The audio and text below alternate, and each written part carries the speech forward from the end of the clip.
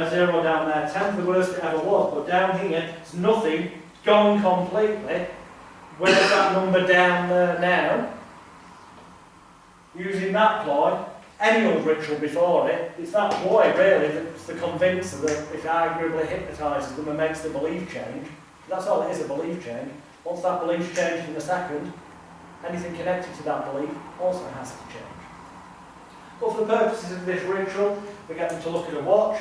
It could as easily be a candle, like I said, or a crystal, or a chocolate bar if you're chocolate cravings, where's the cravings most, where are the least.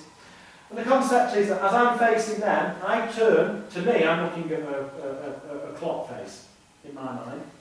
So I say it's going to go around, just be aware of your feelings, and then I say, okay, this time, tell me at which point is, you know, it feels worse, where it's closest to being what it was in the past.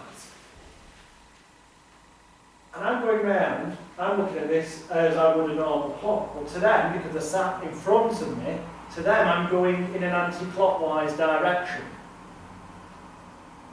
Not the direction a clock that's working right would go. It's little things like this that I understand. So it's metaphorically, non-verbally, not doing it the right way for a clock. It's going the wrong way. So they tell me a point. It doesn't matter where it is. We'll just remember it. And now, tell me where it's at its best point. They tell you a point. So that's the worst, that's the best. I will then, because we've got to get to where the worst is, to make... It doesn't really fucking matter if it's a ritual, right?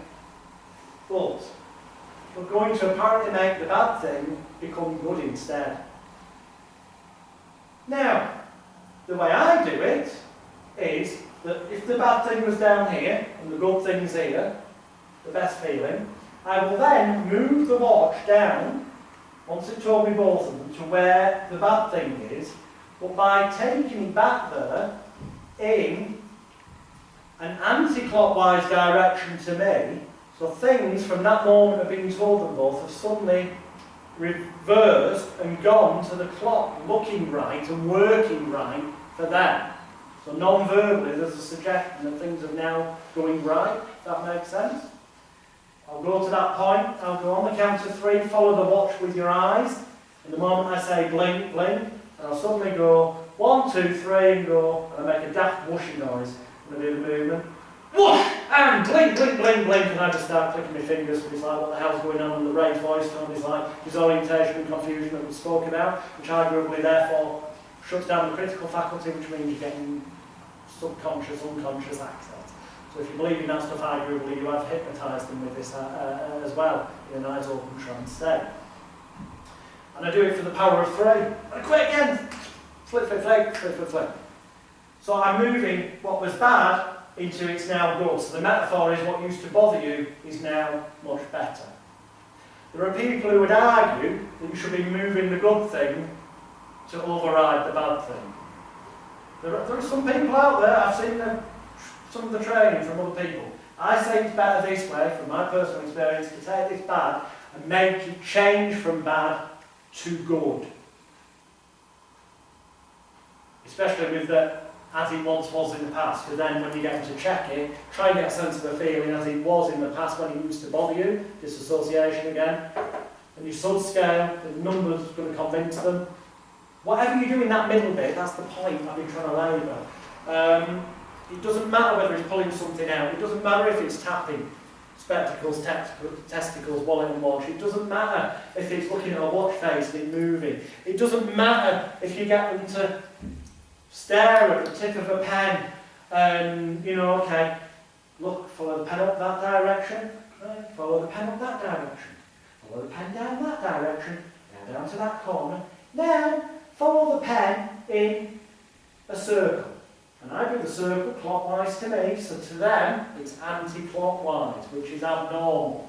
So that then we can have them go, watch, follow the pen with your eyes and go, follow the pen with your eyes, for a few seconds and then stop, and then go, and again, and then one more time, and now look up that way, look that way, look down that way, look down that way, and then I go in an anti-clockwise direction for the circle this time, so it's non-verbally, that's the way a clock would go to them, because something's changed. They're not quite consciously aware, because they won't realise you move the pen in a different direction. Something's changed.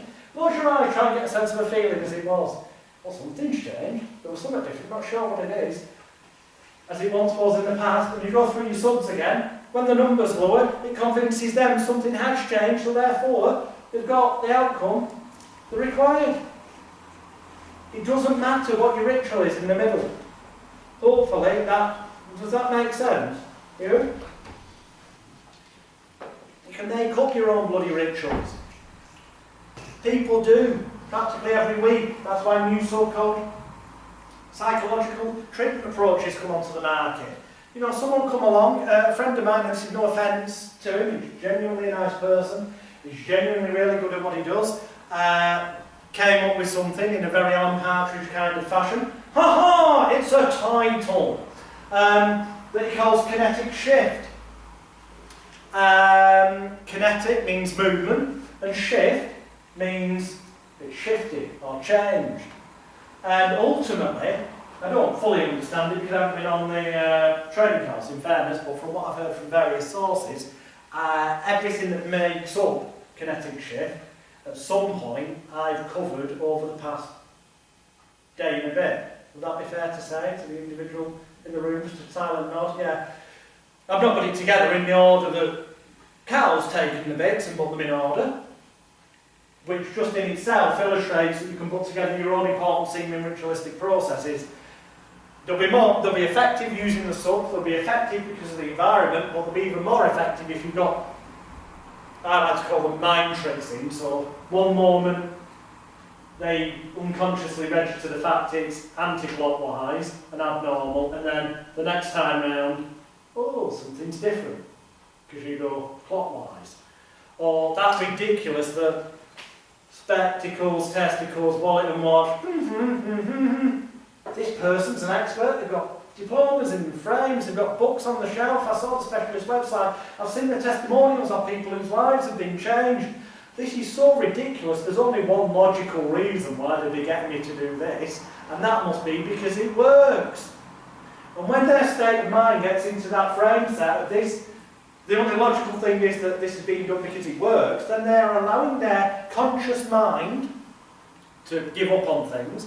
The critical faculty analytical area that analyses things and goes, oh, why is this happening? Well, it's so ridiculous. There's only one logical reason. It must be because this works. Well, yeah, that makes sense, because that's why people on his website say that it works. Oh, yeah, that makes sense. That's why she's got all these diplomas on the wall. Must be because it works, because she's got all those books, and it's a professional.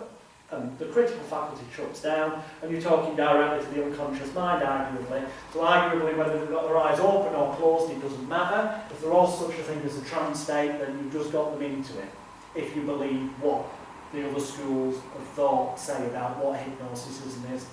If it is what they say it is, then you've achieved that state.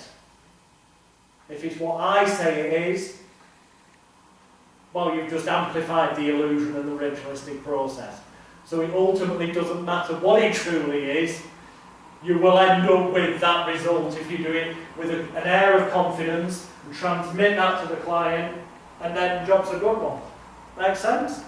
Cool. So, to bring us toward lunchtime, we're going to break for lunch at about 12 o'clock, I'm just going to tell you what I actually now do for therapy and what you can do by all means if you want. You can do any of the stuff that I've shown you, or a combination thereof. Make up your own bloody thing. If you do it with enough confidence, it will work. If it appears credible and real to the individual that you're doing it for.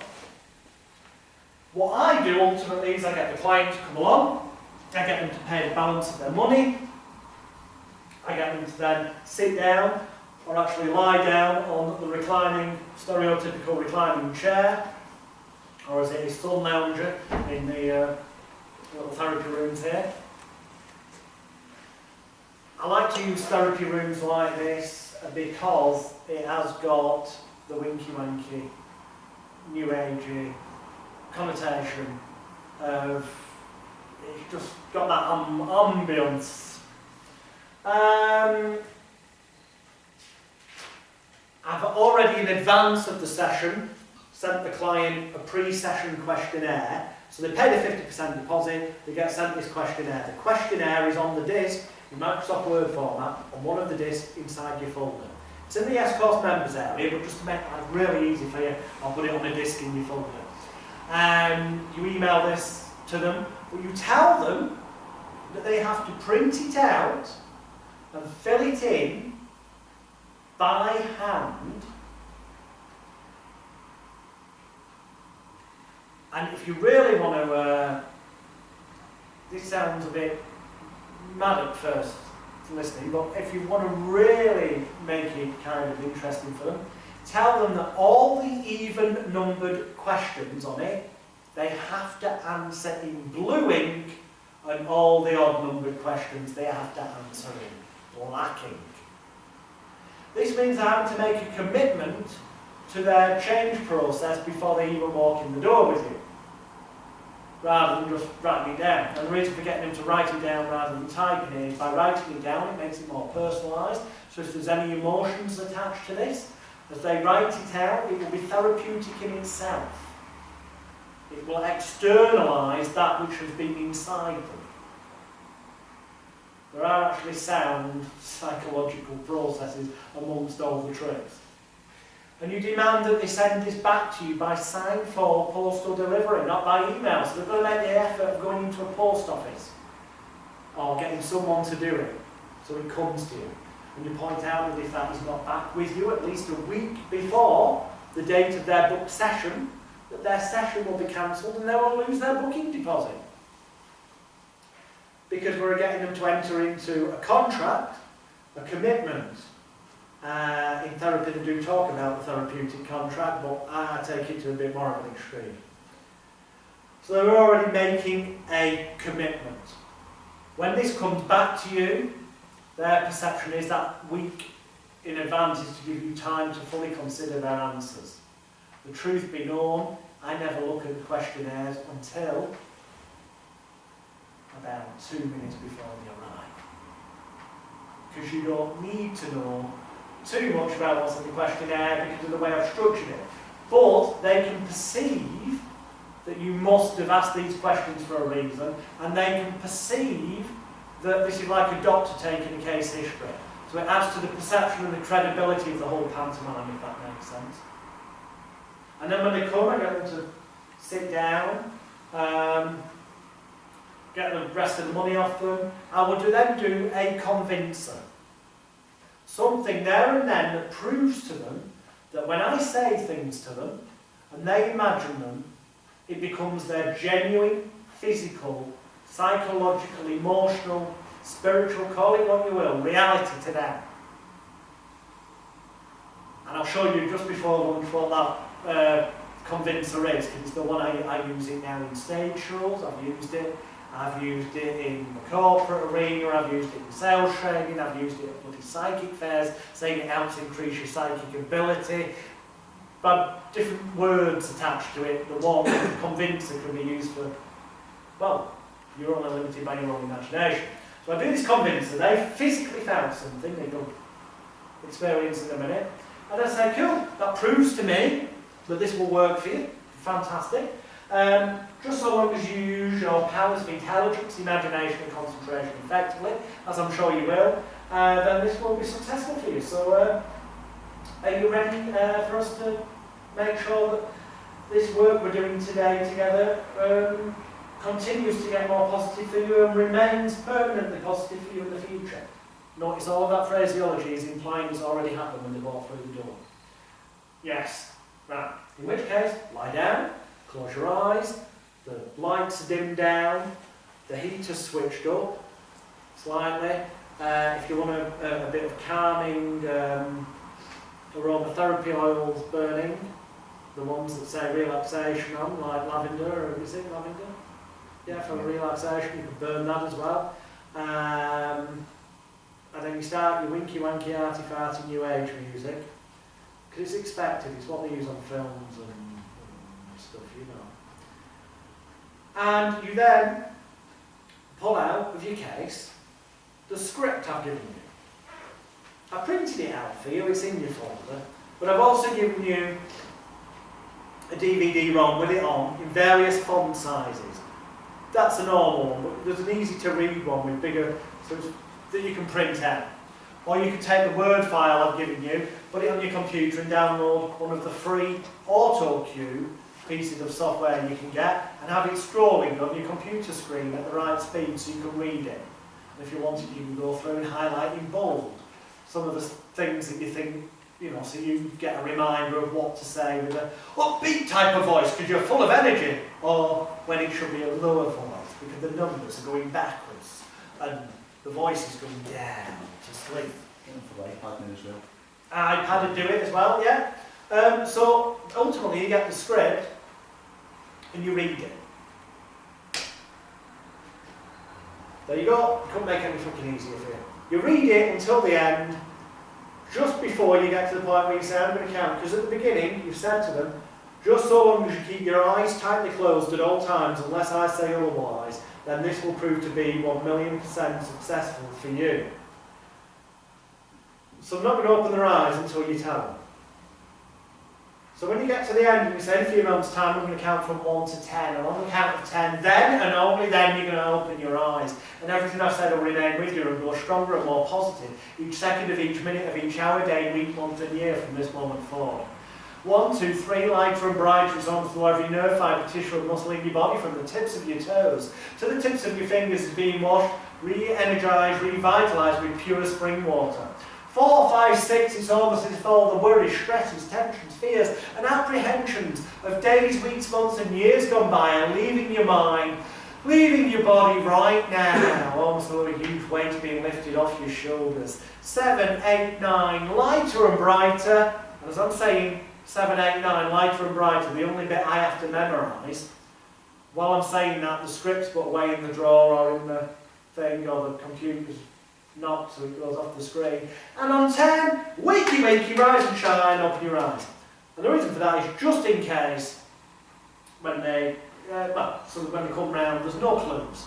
We want them to have the illusion we've come out with this at the top of our head, this carefully crafted therapy session that's designed laser sharp for them, and it seems so personal to them. And it does, because I've, over the past 25 years, developed this so that the script is worded, and if you do this from start to finish, an average person saying it will take about 45 to 50 minutes. Combine that with getting the money off them and giving them the CD at the end and getting them out, it's an hour. People are used to buying experts' time by the hour, like solicitors and whatnot. So that's the only reason it takes that long. I could cure them, and have done for TV shows, in 5-10 minutes backstage using one of these many techniques I've taught. Pull it out, change it, follow the watch, follow the pen, tap. But when I'm taking 500 quid off them, I think it's only fair I give them at least an hour, so it seems like they're getting value for money, Although to be honest, if I only took 5 minutes and they're no longer scared of spiders, and that to them is life-changing, and they're no longer scared of flying, so they can now go on holiday with the kids for the first time abroad, I'd say that was worth 500 quid even if it only took 5 minutes. But I'm a believer in avoiding issues and stacking the law of averages in your favour, and I'm a great believer as well, a large part of it is for them to feel loved, wanted, needed, appreciated, cared for, cherished and valued.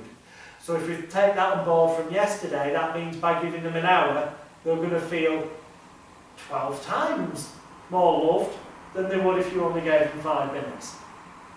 And it literally is only for that reason that I padded it out so long.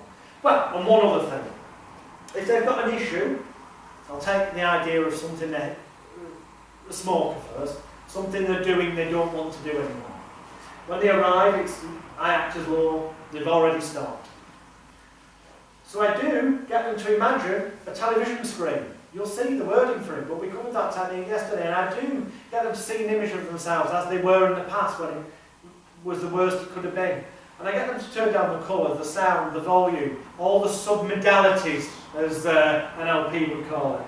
And then I get them to turn off the power, unplug the television and destroy it completely in a way that feels right for them. Because I'm using disassociation and destroying the past.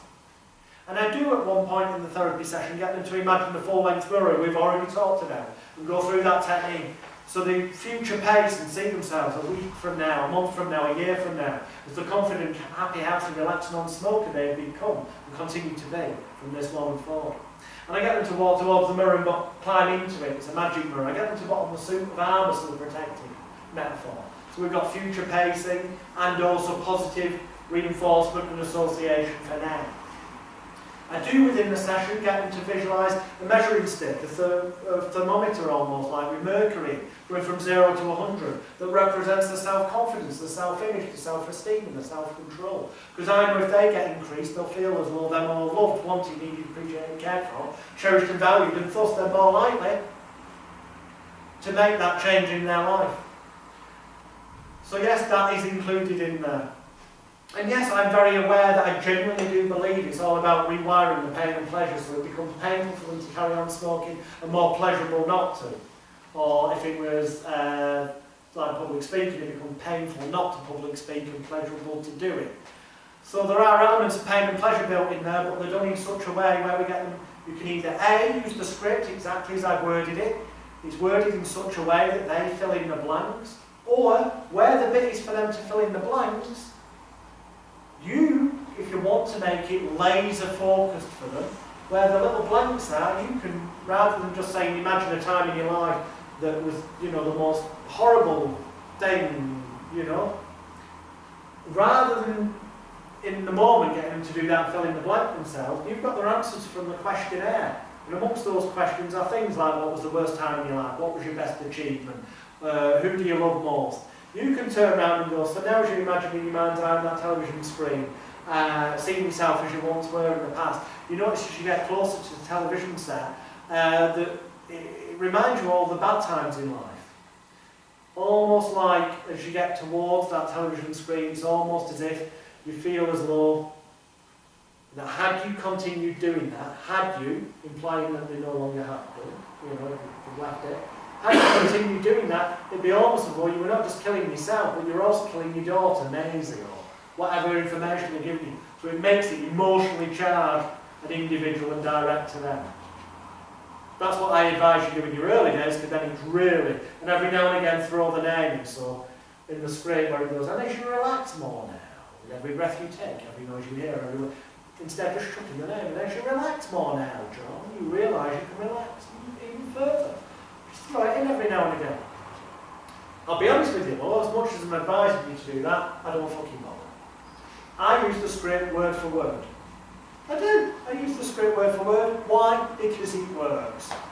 Because the phraseology is in there so that they taste, smell, see, feel and hear everything as 100% total reality, so that it doesn't matter which representational system they are. Everything's in there worded in such a way that they fill in the blanks. So they make it so personal to them, and almost as if the almost as ifs are in there, so that it doesn't matter how they experience it, it's the right experience. Because at the end of the day, we're just removing self-blame, shame, guilt and regret from them, giving them a permission to change, an excuse to change, and an environment to change in. When they've made that therapeutic commitment of paying the nice lump of money and showing up. So they've got that excuse to do what they could have always have done before. And then in there you'll also see direct suggestion therapy. I say at one point in the script, here are a way you can put direct suggestions. If you want to, you can. You've got scripts for them. As I said yesterday, you can at that point just like read the smoking script or the weight loss script. Personally, I don't bother, but if it gives you a sense of self-worth and self-respect and pride in what you do within, and confidence more in the way it's going to help the client by putting in that specific bit, then do it, because you'll project that confidence to the client. I personally don't bother because I know it works just as it is. You've also got the audio CD in there that I give them, which is just me recording that script. I've recorded that script, that's it. It's identical. So if you listen to the audio CD as you read the script, you'll see where I pause, where my voice goes deeper as you relax more. Or Where it becomes enthusiastic because you feel so fantastic inside right now, and you'll see where the voice tone changes at. To be honest, it doesn't matter if you just read the script monotone all the way through. If the person believed it would work, it would work. But I think you add an element of theatre and context where they can feel safe and it seems more credible that you believe this will do something special for them, so they can feel good about it being a trigger and change moment in their life if that winky wankiness is going on. So ultimately, you listen to the CD, read the script, that'll teach you the pacing of the language. You've got the scripts there. That is what I do. Actually, it's not. But just before we go to lunch, I'm going to show you that convincer I used at the start of the therapy session. Tremendous. Where are you for this, sir? Yes, so I'm not picking on James. That'll be you, yes. Right, yes. Give Brian a round of applause.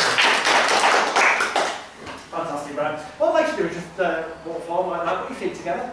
Okay, fantastic. Arms by your side. Put your right arm out like that. Make your fist, then put your thumb up in the air and stare directly at your thumb. What's going to happen here is I'm going to count backwards from 3 down to 1. And on the count of 1, if you concentrate, as I'm sure you will, and use your powers of intelligence, imagination and concentration effectively, then this is going to be something of an interesting and kind of crazy experience for you.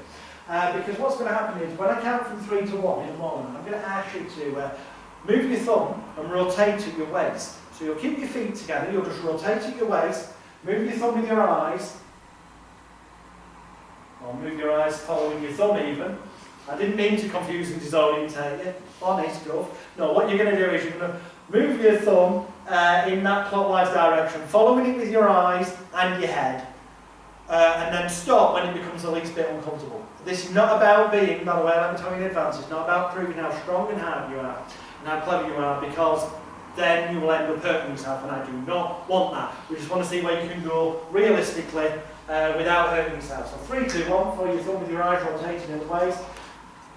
Just stop when it becomes the least bit uncomfortable. And then look past your thumb, remember what you can see roughly. So if you saw it again, you remember it. Now follow your thumb back with your eyes. Close your eyes down. And just imagine doing that again. Imagine having your arm out in front of you. Imagine having that fist. Imagine having the thumb in the air. Imagine moving it. Imagine seeing the people sat in the distance, then the books on the bookshelf, then the door, then the wall with the chart, then the wooden doors. And in your mind's eye, see yourself getting to where you were stuck a few moments ago, where you could go no further.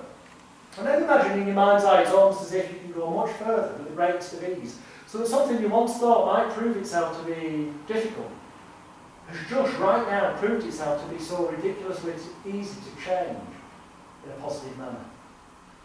And when in your mind's eye you've seen yourself go further than you did before, just nod your head.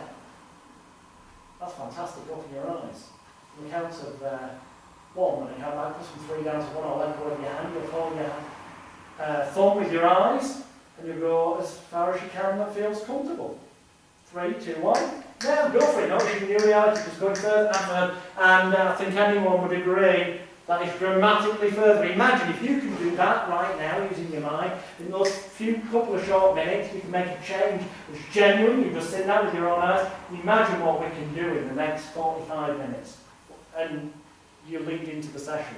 While they're in that moment of, what the hell's just happened? That genuinely you feel it's gone further, you see it's gone further.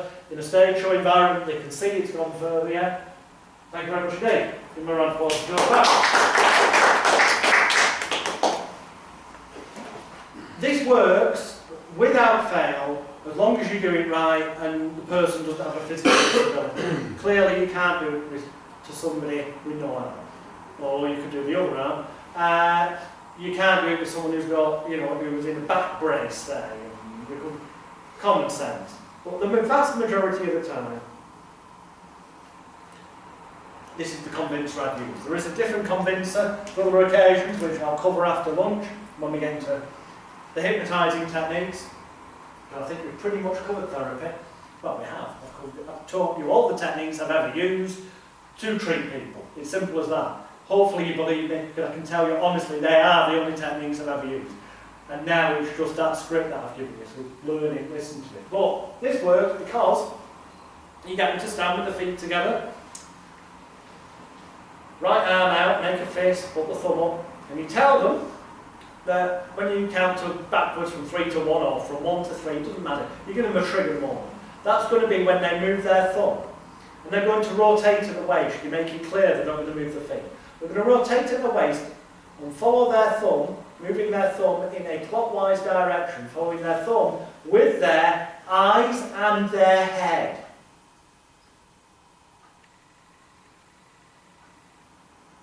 And stop the moment it becomes the least bit uncomfortable. I guarantee you, I cannot go any further because I'm keeping my eyes and my head on my thumb, which is what they are instructed to do. You bring them back, you get the eyes closed, you go through that visualisation, imagine you've gone further process, and when they say they have done, you say, brilliant, that's fantastic. Open your eyes, and this time, follow your thumb with your eyes and just notice how much further you can go.